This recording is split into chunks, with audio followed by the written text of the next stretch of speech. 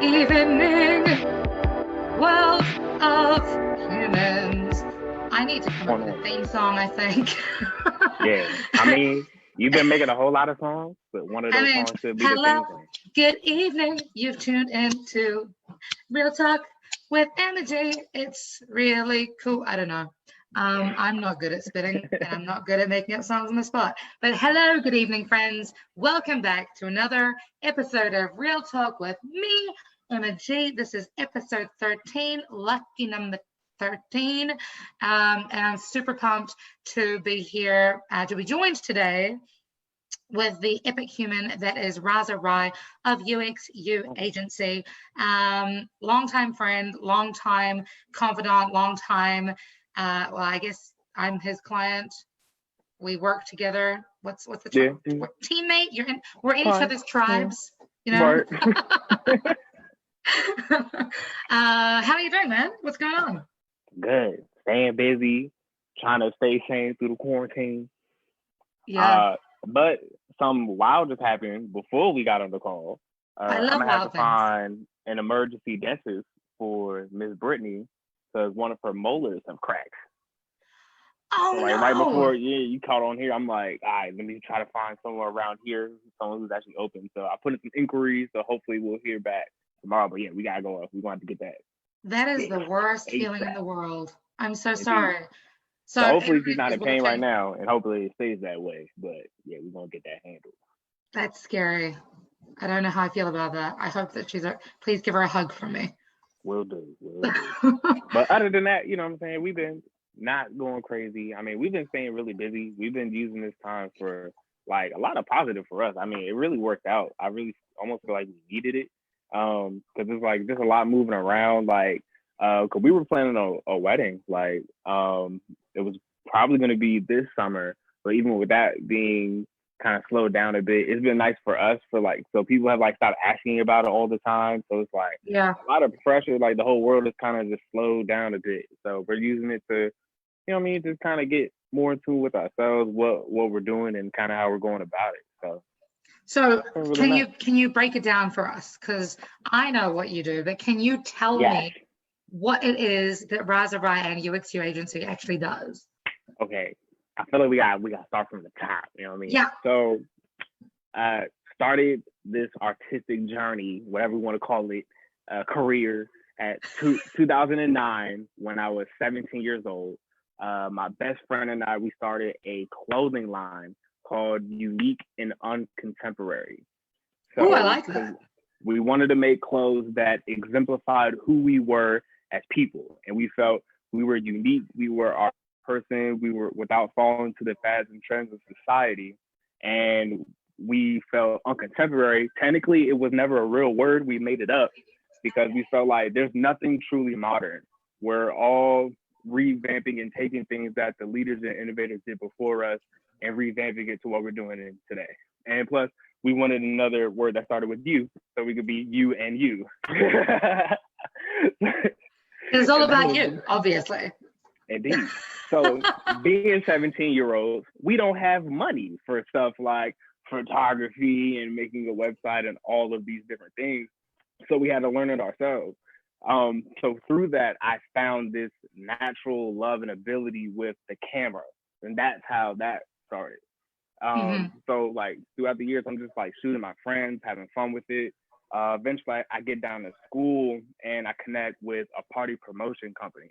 And that's where I start shooting with models, but it's really just like girls who went to my college too, who wanted to be models. So like they're learning how to model, I'm learning how to shoot, getting better. Right. That's cool. Then I'm also learning how to promote parties. I'm shooting in the clubs, and it starts this kind of domino affecting and learning all these different skill sets. I started doing music videos.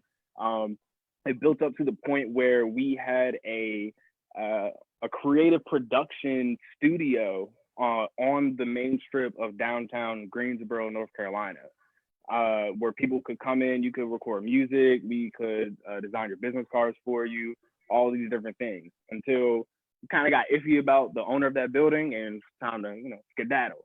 So like 4 years of that, just grinding and getting into all these different things, tasting, I come back and my other partner is kind of getting into creatives and stuff too. So we kind of just sit back and be like, yo, we like clothes, you know what I mean? We love copping clothes, but we're not really passionate about fashion and making clothing. So not knowing that creative agencies exist, I don't know Gary Vee exists at this point in 2016.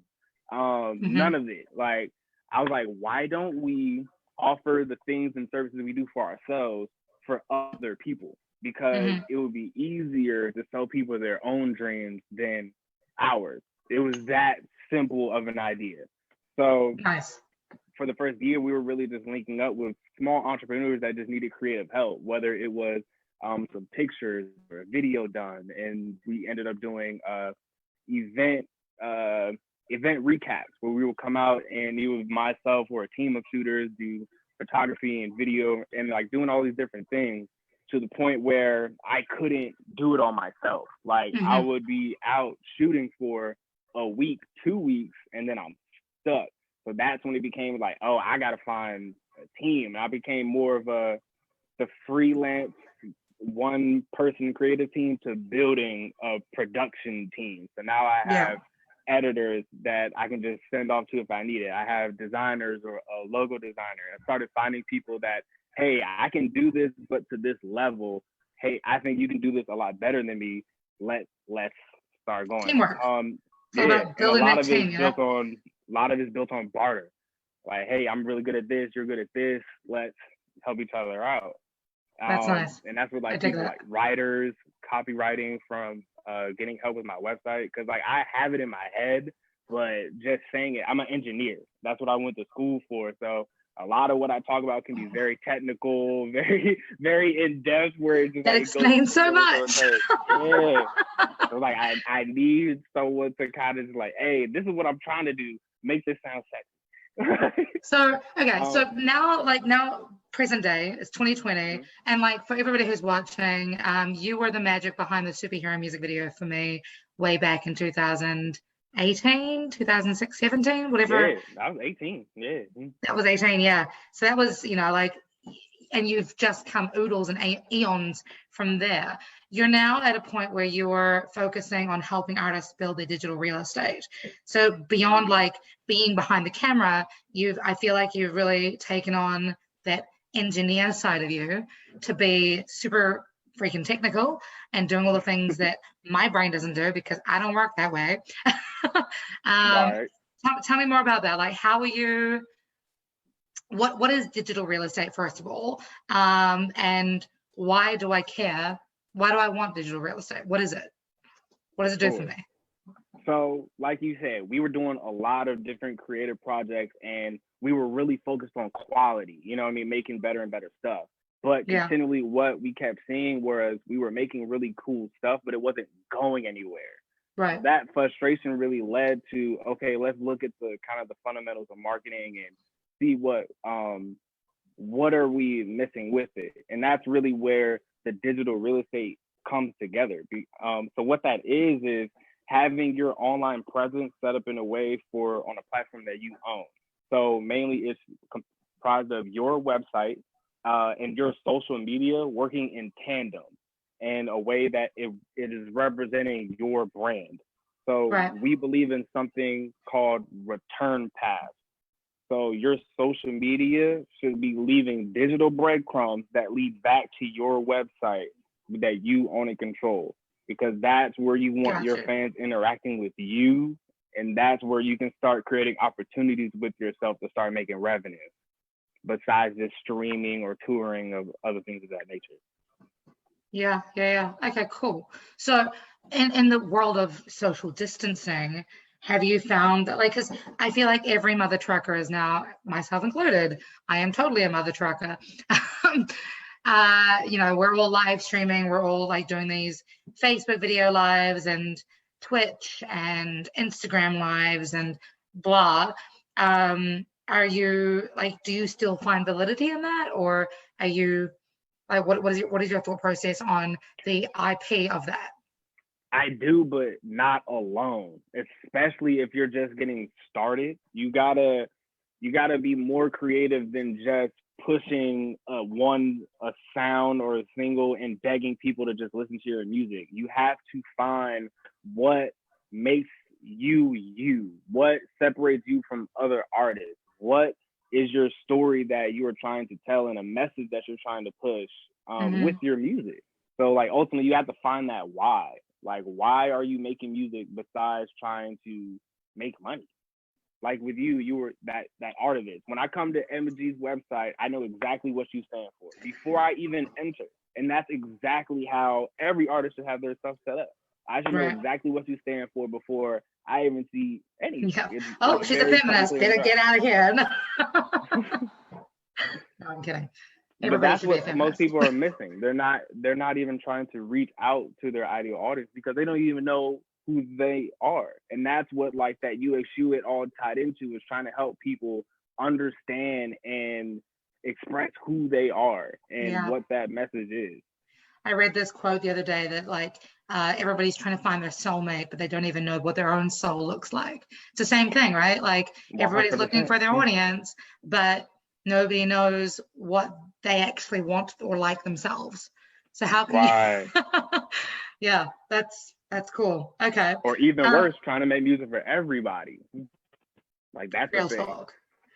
And it's interesting because I know for me specifically, I mean, I can't speak for anybody else, but you know, I definitely I still struggle with figuring out who my target demographic is because as far as like I just had a 17-year-old yesterday tell me, by the way, I've been like added all of your songs to my playlist and my friends all love them and da-da-da. I'm like, cool. Had no idea that 17-year-old white chicks would dig my music because to me, most of the numbers have shown me that it's middle-aged white men, right?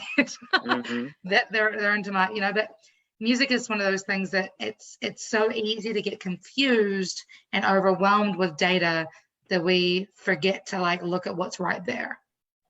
Yeah, right? For sure. And I think that's why, yes, you have to utilize the data where it makes sense to make your life easier or to see where potential opportunities may lie. But at the end of the day, you have to be driven by your why and your truth, because that is just your guiding compass. No matter what a data set is telling you, you can be you and share that of you within yourself. So at the end of the day, your true self is going to line up with an ideal audience. Now, where that data comes in and where those analytics come in is where we may want to push the message of your truth versus how you need to manipulate your message. And that's where I think a lot of people get mixed up in and trying to change themselves or alter themselves to try to fit some mold rather than just being them. Yeah. Do you find that part of that, I mean, you know, back when I did X Factor in New Zealand, there was a part of me they tried to pigeonhole me into, right? Like, so I grew up listening to a lot of Bone Thugs and Harmony, but I also listened to a lot of Metallica and a lot of the Spice Girls, right? But because of my brown skin, I used to get pigeonholed as, oh, you're probably into hip hop and soul music, so we're going to typecast you as that. So when you're talking about like identifying and staying true to yourself, like, is that all encompassing of all those parts, or do you feel that artists really need to pigeonhole themselves into this is who you are? I think that's a double-sided question. I think when you're first starting out, it does help to have a primary narrative that you can build your brand upon to become recognized. But as you're cultivating your fan base and they're getting to know you at a bigger and deeper level, I feel like some of those other sides can come out. I was just watching an interview with Tory Lanez where he was talking about the quarantine radio, and he was saying how he was using that to show a different side of him, that more having fun, not always trying to be like the best rapper coming for everybody's heads all the time. He could show a different side that he was just like having to chill and like to have fun. So I think as your career progresses and grows, I feel like you can find those different creative ways to open up even more and show different parts of yourself. However, I think when you are first coming out, I think it does benefit you as an artist to pick a primary narrative that connects with that primary message that you're trying to put out there. So people can get used to it and see, okay, I know what this dude stands for. I can get used to that, and we can keep it going. Yeah. And then you build that up to a point where you're like a Snoop Dogg and you can do whatever, and everybody just respects you because you're a legend. You know what I mean? Snoop Lion, y'all. Snoop Lion. But you couldn't do that back in the 90s when he was just coming out. You know what I mean? Valid. I'm listening to 50 Cent's audiobook at the moment. Hustle Harder, Hustle Smarter. Super freaking good. Super recommend it. He talks a lot about the one Snoop he did Dogg. 50th Law, with the guy who did the 48 Laws of Power. Yeah, he wrote like a book with him, the 50th Law. I read that one. That was good. That's next up. Yo, I've just discovered Audible. I'm super excited about it. Yeah. Sorry, I'm in there like somewhere. I swear to goodness.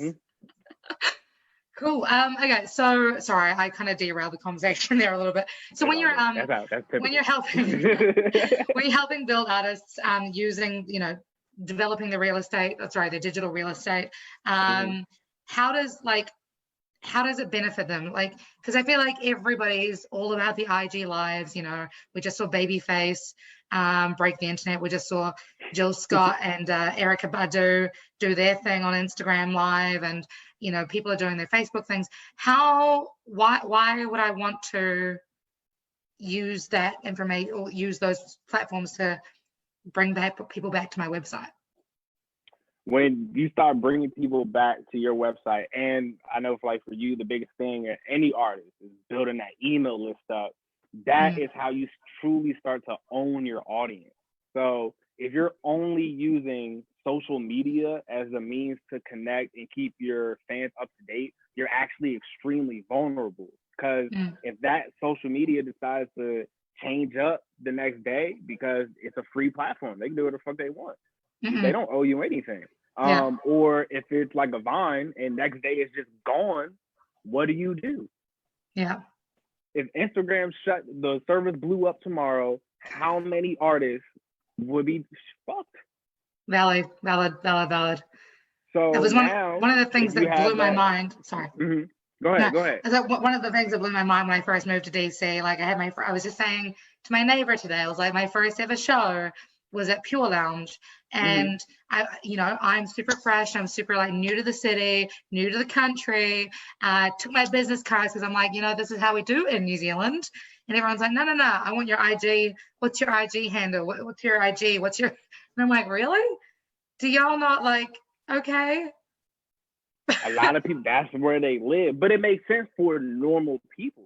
Artists can't think like that. Right. So you have to be active in those platforms, but you have to be getting them to yours.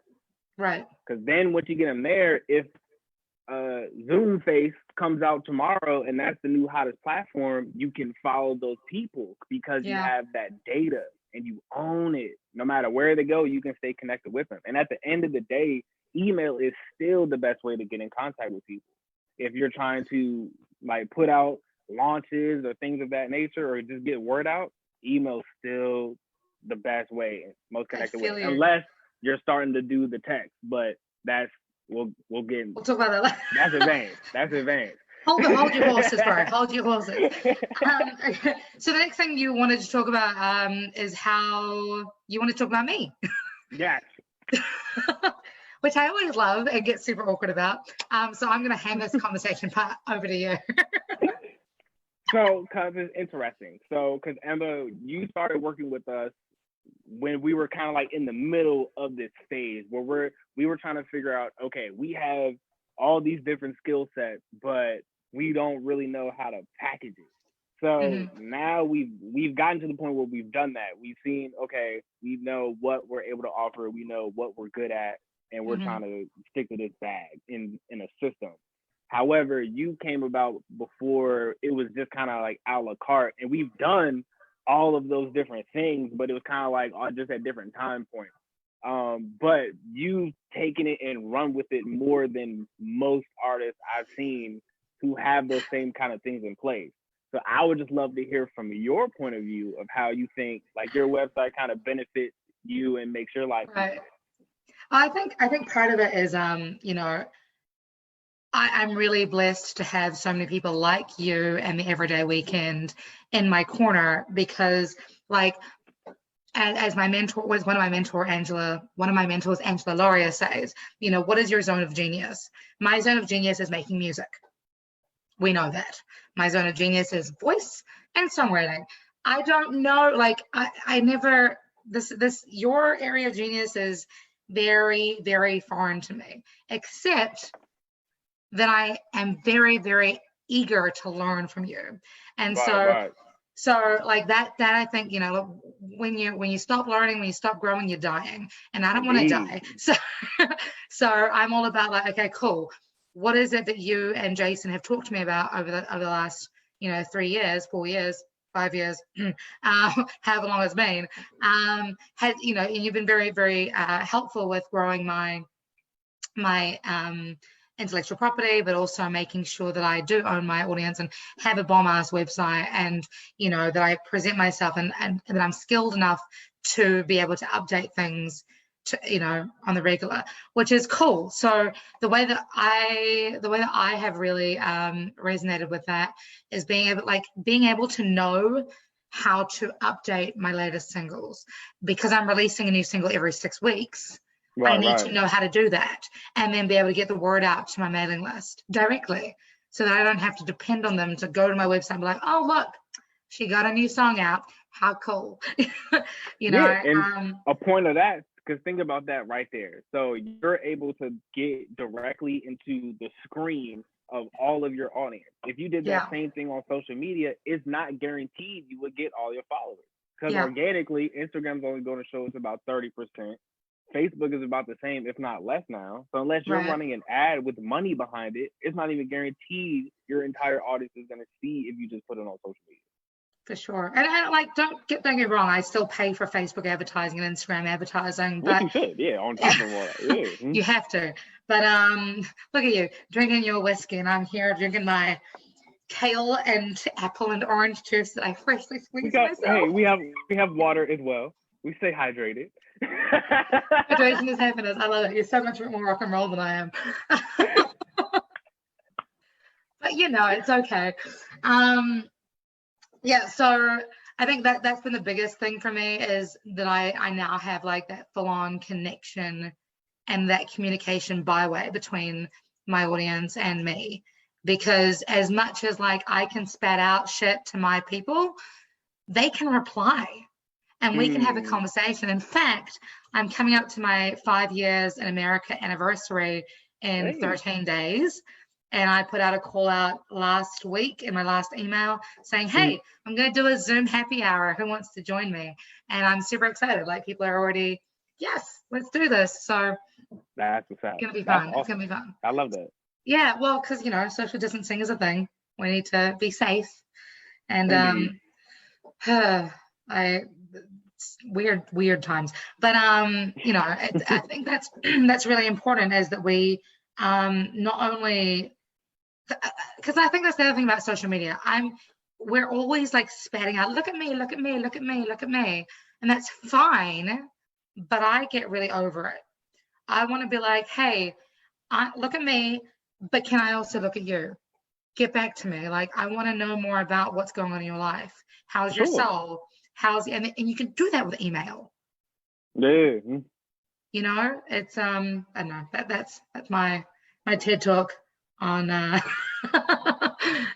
on email. That's where, I mean, I think that's where everyone needs to think. Music artists, business owners, especially moving forward. I mean, you got to think about, what can I do for the people that I want something from? Like, how can I put out that value first? And it doesn't have to cost you anything. Yeah. Like, it could just be sharing what you know. Yeah, for sure. So you work with business owners as well as with artists, correct? Yes. Okay. So I guess, like, marketing wise, we're putting out there that like, our main thing is like music artists, and that's really over time analyzing, like, even when we were just experimenting and doing things, like, music was always a prominent client that we work with. And to be honest, I should have niched down years ago, but I was scared, because I felt me being able to work with everybody was a strength. And it Yeah. was really what was holding me back, but I didn't realize it until later on. Right. But yes, there's still some people that we get into contact with and we just vibe, you know what I mean? And at the end of the day, no matter like if it's you as a music artist or one of my other good clients, Jeremy Brooks from Good Day Scents, who makes homemade candles in DC, it's a lot of the same issues and it's a lot of the same things that you all need. Like he still needs that return pass. He needs his digital real estate. He needs his Facebook ads done the right way. So a lot of those things translate, but my marketing's got to talk to one audience. Yeah, for sure.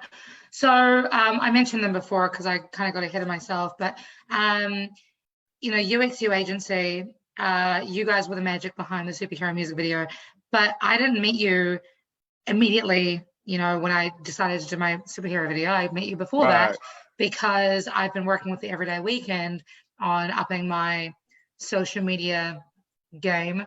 So like, how do you guys, like, because you guys are two totally different entities, but you're bros and you also, your family, and you work together as well. How, like, who is the Everyday Weekend? How does that work with the UXU agency?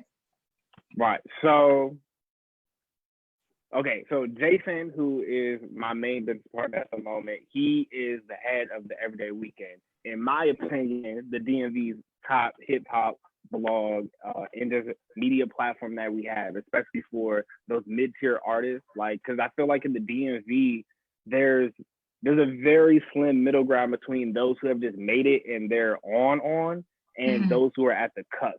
And I feel like when you look at those artists who are really at the cusp, the Everyday Weekend covers that groundwork for that level of artist. So what Jason has done with that is just build a very, very strong brand name that just carries the weight through the city and surrounding areas between the Everyday Weekend and Sice, which he was also had a very strong hand in. So when him and I met, he needed someone that could help him make his creative vision a reality. That's what I was able to do for him. And then on the flip side, he was able to take my jumbled ideas and this like kind of vision I had and really make a marketing plan behind it. So it's kind of like we're the fuel to each other's fire, which is a very, very dope working relationship I've never had before. So I feel like years ago, we always had jokes about who would hire who first. And it's kind of just like over the years, UXU and the Everyday Weekend is kind of like meshed and blended together. Like with things that should have been obvious to us, but weren't, like how I was working with a lot of music artists. He runs a music artist platform. It's like, it's a lot of things. It's kind of like, if you look at it from the outside in, it's like, really? Y'all didn't see how some of this stuff. Sometimes it's really, you know, you can't see the forest for the trees. It's okay. I understand. We have a saying that says you're too close to the elephant. Is if me or you are arguing about how this textured wall and how we're arguing if it's a map or if it's this ancient thing, and then someone behind us comes out and is like, hey, why y'all standing so close to that elephant? Yeah. We just can't see it because it's too close. I love that. That's hilarious. But at this point, it's really just trying to, in my opinion, blend those things together, really help him make his platform at a higher level, run really consistently. I helped him introduce video to the Baseline podcast, which is like, I think we have over 125 episodes at this point. Like, just, so it's just like, it's doing a lot, bringing back events, and really just making that, in my opinion, I want to find a way where like the Everyday Weekend is that media platform, the media front for UXU on the back end, where we're working hand in hand with certain artists who are featured in the Everyday Weekend. And like, we're able to kind of help artists push better and get them to that next level of what they're really trying to do. Because I feel as though, Jason, that's where we thrive and where we enjoy being at. It's really more behind the scenes than, hey, look at me, and try to build which is where I am. I get it. You don't have to make fun of me too much, bro. We like to let y'all shine. We like to build it up. You know what I mean? I will just be in the back, making moves, working the lever. Making me look pretty. And it's funny because you talked about you know, you guys are both like, your main demographic has been around hip hop and R&B. And it's funny because I've been on the Baseline podcast, I featured on the Baseline podcast, and y'all were dropping names like as if I knew who y'all were talking about. I'm not a hip hop artist, so that was really awkward for me back then. But how, like, so you guys are, your focus is hip hop, but you guys work with a whole bunch of artists, right? Yeah. I feel like that's where, because that's where our expertise is, that's where our love is. But at the end of the day, we connect with people. So do you find much of a differentiation between genres? Yeah. In terms of how you approach it? Because, like, if I'm being honest, there's definitely things that we've had challenges with you where we've had to we got to trust it, because we may not see the music the same way. We're not going to see how it's going to connect with your artist as much. So, yeah, you know what I mean? But I think at the same time, we're just as good at analyzing the data and seeing what is impacting, even if it doesn't impact us personally. So, I'm really intrigued. What were the challenges that you found with me? I can't think of anything specific. It's just like, I don't know. It's just certain things that just don't translate. I don't know. You're like, we don't understand this girl. Or she's like crazy. Certain songs, maybe certain songs that we thought were gonna do okay, and then that shit blew up. And we were like, oh, all right. Right, like King for a Day type. Yeah, it's everything is an experiment. You just never know. You just never know. Yeah. So weird. So weird. But yeah, but I don't know. But I do think the genres do have their little nuances, and just, you know what I mean, kind of how they're run, like what to expect at certain shows. Because I mean, I know working in like the nightlife and just shooting parties. Like if I was shooting a EDM club versus a hip hop club, the vibe is completely different. Yeah, for sure. So when you're working with artists, like, because I know that you guys empower a lot of the people you work with to really take ownership of their companies, because music is an art. Like, it's not just an art, music is a business, right? Yeah, music business, right. Yeah, and I think there's a huge misunderstanding around, you know, hobbies and careers. Yeah. And being a starving artist and being a successful artist and what success looks like, and approaching musicality with an entrepreneurial mind versus I'm just going to spit some beats over on Instagram and see what happens type thing. Maybe Khalid will notice me finally or whatever. You know, how is it that you, what's your process for empowering businesses, artists, entrepreneurs to become their own media company? Like, is that something that you work with, like that you work on doing, or are you like, no, we're going to be your media company and we'll handle the shit for you, or how does that work? Well, where we start with anything is helping our clients understand themselves. So we start with helping you understand you to the point where you can explain your brand at a very deep level. So with that really empowers you to be able to start generating and creating content that connects with that. So that's where we really like to go. We want you to be self-empowered from a base creation level. Because like I'm the type of person, I don't like charging people for things that I don't feel like they need. And when most people are carrying a 4K camera in their pocket, I don't feel like you need to be paying me to come out and create every little piece of content for you. I think that's a waste of money that we could be using on your ads to build up better merch, or, you know what I mean, so many other things. So that's kind of where I start, is helping them generate like simple content on their own. Because at the end of the day, the content of the content, it's much more important than the quality of the content. People care a lot more with what's going on in a video than is it recorded in 4K? Was it edited with Premiere Pro and all this bullshit? Because the main people who are looking for that are people like me who make it. Right. Most people just care about any viral video you see is probably recorded with a phone. That makes sense. I know that all the Karen videos are recorded on a phone. Right. So now, but when things come, terrible. when things like bigger things come up, like a new release or like a project, you want to do a bigger music video, then you know what I mean, we can bring out the team and we can put a production together. So we really help them on both ends of that coin and really almost become a one-stop shop. I mean, honestly, for doing this for like 4 or 5 years now, from music artists to weed companies in DC to every little thing, I can't think of one thing where a client came to me with the right budget that I wasn't able to make. Like a table cover, custom this, custom that. Like, yeah, I can get it done.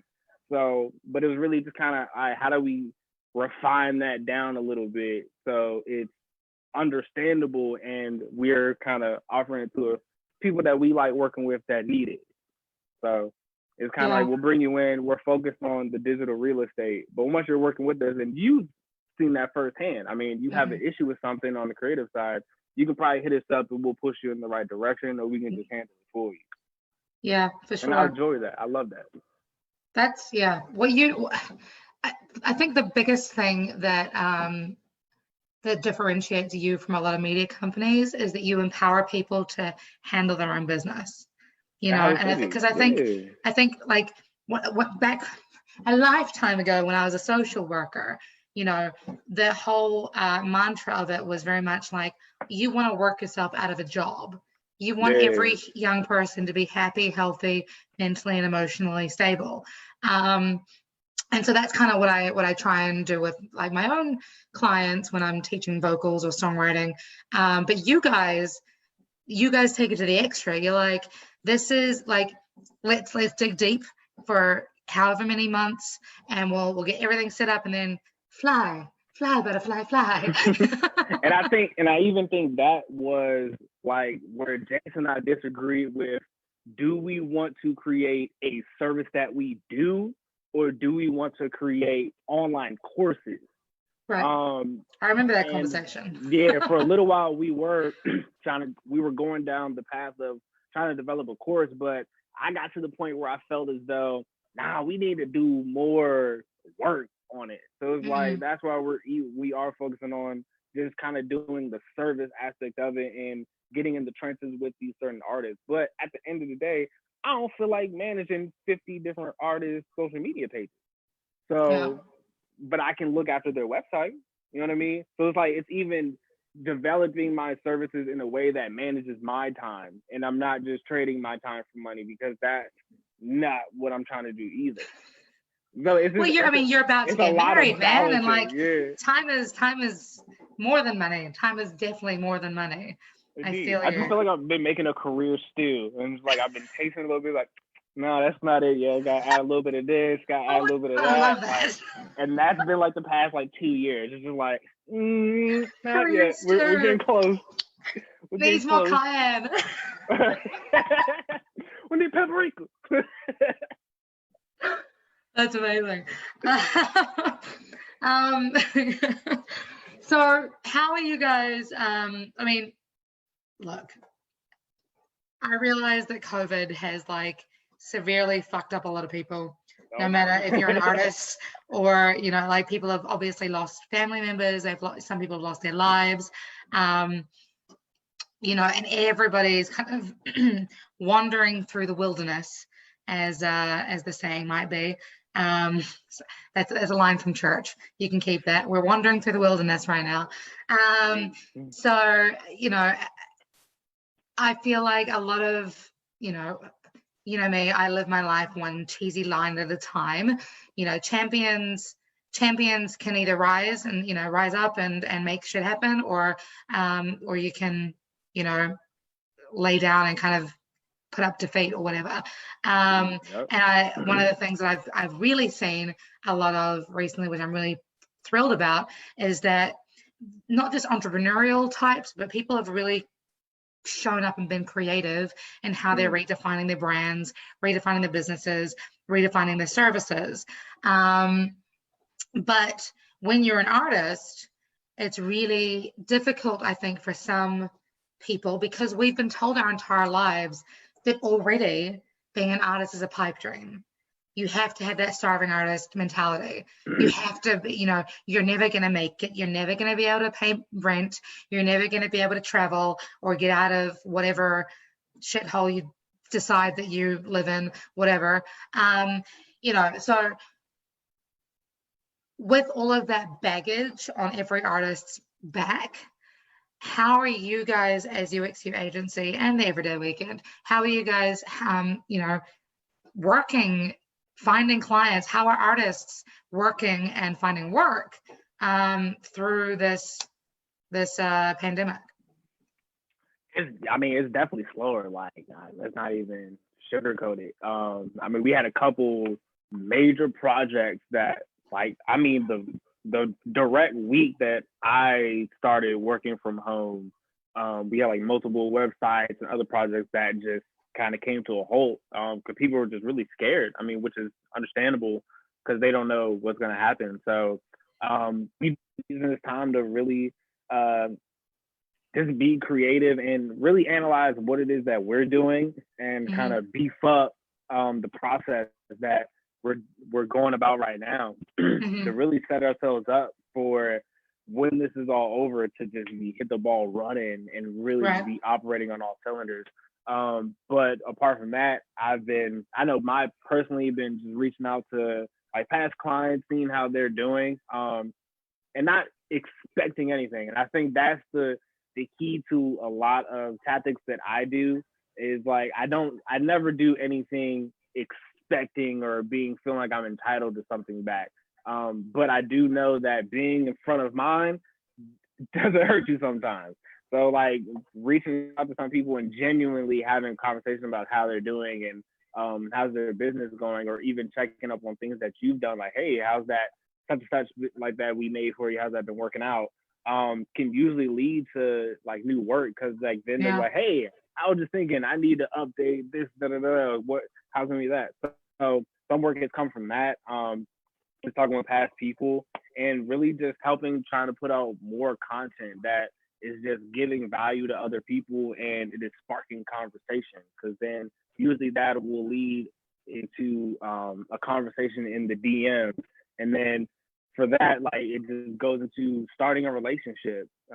Jason and I just had a call with a spoken word artist from the UK that I'm talking with again on Friday, and we just had a really cool like consultation, getting to know her process. And granted, we never worked with a spoken word artist like her before, but the same issues she's having is conversations I've had with numbers of artists. It's the same thing. So I'm excited to have another conversation with her, break down different ways we can help her, different things she can work on. So yeah, I don't know. I've just been trying to just start relationships with people, just conversate, connect, and just provide value. So putting it out into the world, you know what I mean? And it's gonna come back. But yeah, no, I'm all about planting seeds, man. I as soon as this pandemic started happening, I was in the same boat. I'm like, okay, cool. I can finally sleep in. Do you know how long it's been since I've had 9 hours sleep? They're going to drag me back to the office. My boss called me yesterday. He was like, "So how you feel?" I was like, "I ain't in no rush, Jimmy. I'm in no rush to get back. I'm good." I was like, I feel like I am very connected. I am available if you need me. I've been finding my groove. You know what I'm saying? I've been waking up. Word. Breakfast. I got the setup all in the living room. We good. I just get it cracking. Then the day ends. I may go a little past, you know what I'm saying, the usual 4 o'clock, because I feel like it. Let me get a little extra done. I got my work computer right now processing some files. It's 7:44. You know what I'm saying? Then I could just go right into my own personal work. It's a seamless transition. It's gonna be hard. Then I get to stare at my beautiful fiance all day. That's a good thing. Usually I'm staring at bald-headed white men all day. You know, I get my cat every day. It's great. She's like, "Oh, you're not going out? Let me just, you know, give you cuddles real quick." Right. I was like, put me in the back of the line for the stage. So what I was meaning to ask was, you know, like, besides the motivation of being able to, you know, obviously spend some really much needed quality time with your fiance, and you know, like, plant those seeds we're talking about, how is it that you're managing to stay so goddamn positive during this pandemic? I'm blessed, man. I got Jesus Christ in my heart. Like so number one. But it's just like, yeah, because no matter it is, yes, it sucks. Yes, the situation is not ideal. No, it's not how we wanted to spend 2020 and start off this decade. But at the end of the day, shit could be a lot worse. Like there's people in other countries who live worse than this every day. So so it's like at the end of the day, I feel like this time has only put more things in perspective to me. And it's just, I don't know, there's so many better things to be focused on, or we could be utilizing this time to our advantage than just trying to worry about, oh, what's going wrong or how I would rather have wanted it. Because at the end of the day, that's life. Like, if you want to make God life, tell him your plans. Because it's like, it's not guaranteed. Nothing is. So, yeah, it's taking the time to our advantage, and yeah, making it work for us. Like, I totally agree. I think one of the beautiful things about, I mean, I can't speak for your experiences, obviously, but one of the things about me is, you know, when you've been through things like brain surgery, you've seen death's door, you know, when you've been homeless, when you've had drug addictions and lost people to suicide, you know, every day on this earth is like, you have a choice. You can either look at the dismal stuff, or you can look at, you know, how can I make this the best day of my life? Even if I can't leave my house, at least I have a freaking house. Indeed, you know, yep. At least I have food in my fridge. At least I have, you know, electricity, the internet, running water. You know, there are so many things that I think we take for granted that we just forget about. Yeah, I agree. I agree. So when it comes to staying motivated in this time, how is, like, you're just planting as many seeds as you can? Is that just how you? Because I feel like you do that all the time, anyways. And just like, I mean, I feel like the name of the game for the past at least 2 years have been self-awareness. So it's like a lot of journaling. Jason and I have started doing what we call sprints. So a sprint is like a group of tasks that has to be completed every week. So it's nice. I like that. So we kind of have, at one point we were having weekly meetings. We got to get back into it, but so we can stay accountable with what we're doing, like week to week, and just keep moving forward with stuff. So I'm super kind of organized when it comes to that, and like just planning my weeks, like the certain goals, you know what I mean? But at the end of the day, and knowing that it's not an instant thing. So I was like getting a lot better at not judging myself at the same time of trying to push myself to work even harder. So it's like, if I don't do exactly what I was trying to do, it's like, hey, don't like hover on that, or you know what I mean? Because then you're just wasting time judging yourself, right? And then you're just like, hey, just give it another try next day. So it's like just trying to be that 1% better every day. Is continually builds up and builds up. I love that. I love that. The 1% better every day thing. It's I don't. You're the second person to bring that up in the last like 2 weeks. I don't know where the first person was, but that's really stuck with me. I love that. It's a solid. I love that. Yeah. What does a sprint look like for you guys? He's like, oh, let's go have a look real quick. Right, you gotta have it. The real ones always got a notebook. Yo, it's like Emma, it's bad at this point. Like I begin the ruler out. Like gotta have like the nice organized lines. You're such an engineer, I tell you. Okay, this is how my weekly process goes. So I'll start with the notebook, right? It's a on paper and digital. Right. So I gotta like just get the brainstorm out. Like, okay, what is all the shit that I gotta do for this week? You know what I mean? And it's like the nasty list. Then we use Trello. If you're not, people who aren't familiar with Trello, it's an application that allows you to keep track of certain tasks and projects, but putting them in organized like cards or groups or whatever, however you want to do it. But it allows you and your team to stay super organized and communicate like really efficiently and easily. Trello is great. You were the one who introduced me to Trello. Thank you. It's changed my life. Super nice. So we have a whole thing that are just for sprints. So we can see all the projects that we have going on at once. And a project may be edgy website, edgy project marketing, like such and such training making. So like any like big thing like that. So all those projects will have weekly tasks within. So that all those will be sprints. So now we'll see, okay, I know that we want to get A, B, and C done for this project. And then I'll do this sprint on that day. So now that allows me to not think about any of that shit unless it's that day. I love that. So that just frees up my mind. And then if I get to the end of Monday, I don't have to sit here and feeling all anxious and freaking out because it's like, no. The week is planned out. You're good. And also what it allowed me to do is protect my schedule. So if someone contacts me on a Wednesday and say they want to like set up a meeting or call, it's not until the next sprint because this sprint is planned. It's cool that you say that. I've recently started instigating, that as well. And you'll be proud of me. I have several times in the last 3 days ignored my phone when it has rung. That never happens. Because I'm like, nope, this is my task list for today. This is what I'm doing. And I'm in the middle of something right now. Y'all just have to call me back, Right. Or I'll call you back, leave a message, whatever it is. That's cool. That's really cool. I love that time management aspect of things.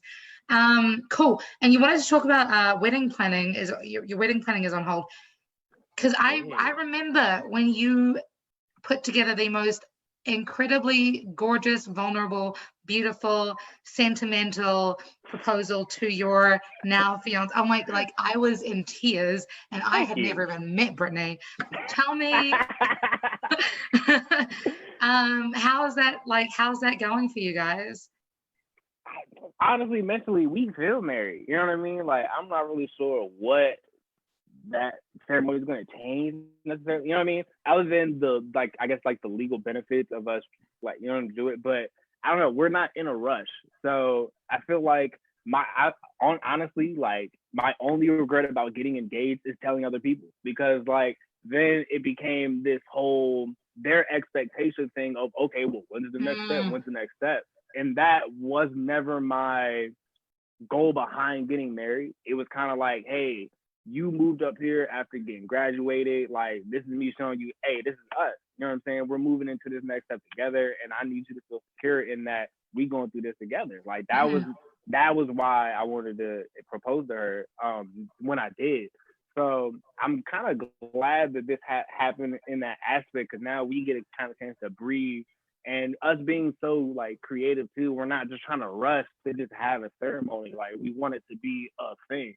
And an experience for other people. So yeah, now we kind of have more time to really just go at our own pace and have fun with it. Cause like that was our whole thing with it. Cause a little bit it kind of slowed down just because people were putting pressure on it and it wasn't fun. So for real. Like we just started focusing more on our businesses and the other things that we needed to get done and have and focus on. So yeah, now we can get back to it and enjoy it and just kind of go at our pace with it. Like, which I would advise anyone to do, and only advice that we've gotten from other people is just fuck what anybody else thinks. Do you enjoy? Yes, it's your day, man. It's for us. I do have one question. One question about your nuptials. I learned recently that, and this I might have actually learned this. You'll laugh at this. Have you seen the latest Netflix show, Black AF, Black as Fuck? Yeah. I didn't realize that in historic Black culture that people jumped over a broomstick as part of their. Some people do that, yeah. Right. That's a really pagan thing to do, which I wasn't aware there was much of a correlation because a lot of Black Americans are Christian, right? So my question is, are you going to jump over a broomstick? We had not planned that. No, that was not on my mind. I don't know. We haven't talked. I don't think. Yeah, I haven't thought of any of the, after they say I do gimmicks, I haven't even considered any of them. I may do like a marathon, do all of them, do like glass, do the glass broom. Yeah, smash the glasses, spit on the rice or whatever the truck it is. I don't know. I want all the luck. All of it. Cool. We've got 5 more minutes left. I want to sort of finish off by saying thank you for being here. Thank you for sharing your magic and your insight. And if anybody is wanting to get in touch with you for help on their either artist career or business career, how can we get in touch with you? Google me, baby. Raza Ry, Razary. My SEO is like that. You will find me. If not, you can find us on our website, uxu.agency. That is the whole website, uxu.agency. Put it in. It's super easy to find. Yeah, we're very, very available. Yeah, we'll be right with you. We can set up a consultation. We'll help you review. We'll tell you where you're at right now versus what you should be doing with how our process is. And if we're able to help you, we'll let you know that. If not, we'll push you in the right direction. So yeah, that's cool. That's cool. And to finish up, can you tell me one brag about yourself for this week? One brag. Because the only reason I'm asking is because sorry. The only reason I'm asking is because I have realized recently, as entrepreneurs, as people who are like high functioning perfectionists who are just like want to do all the things and make all the impact and save all the lives and save all the souls and make the world a better place, we forget to like celebrate ourselves. So I've been with my housemate every week on a Tuesday. We will have dinner together and we will celebrate ourselves for that week and like go over our accomplishments. So sorry, I didn't mean to interrupt. No, that's great because yeah, we suck at celebrating wins. We're so focused on the next thing or what went wrong, what we got to fix. Yeah, we're terrible at celebrating wins. This is probably more of a random fact than a win, but I've been to every state in the U.S. except North Dakota and Alaska. Well then, sir, if I had a hat, I would take it off to you. That's amazing. Except for North Dakota and Alaska. And North Dakota is usually the last state that most people visit. Really? Why? Because it's boring as fuck. There's nothing much there. So that's kind of like the last one that people tend to go to. People only visit to say they've been to all 50. Oh my goodness. Poor North Dakota. We love you really, North Dakota. We love the corn you guys produce. Okay, can I ask you to celebrate yourself? What's your brag on a career level? Brag on a career level? Within the last week. Let's see. Oh, we made our Facebook group, Music Masterminds. Come on in. We're going to be sharing some gems. We're developing some trainings right now that we're going to be pushing in there. And that's the only place besides our website where the whole thing will be posted is inside the group. So y'all gonna be getting some snippets, you know what I'm saying, on the Facebook and the Instagrams. But if you want the whole thing, we're gonna be dropping some really good gems in there, having some really good conversations. And definitely, yeah, just trying to build a community within that. Yeah, I would say that's a big win. Facebook, Music Mastermind group. Come on in, the water's fine. You are amazing, Raza. Thank you so much for the magic that you bring to the world. Thank you for being a friend. Thank you for being a mentor. Get in touch with this guy. He's incredible. He spreads knowledge like it's going out of fashion. Be good, be kind, be your own kind of superhero, friends. Spread love like it's going out of fashion. And don't forget to call your mum.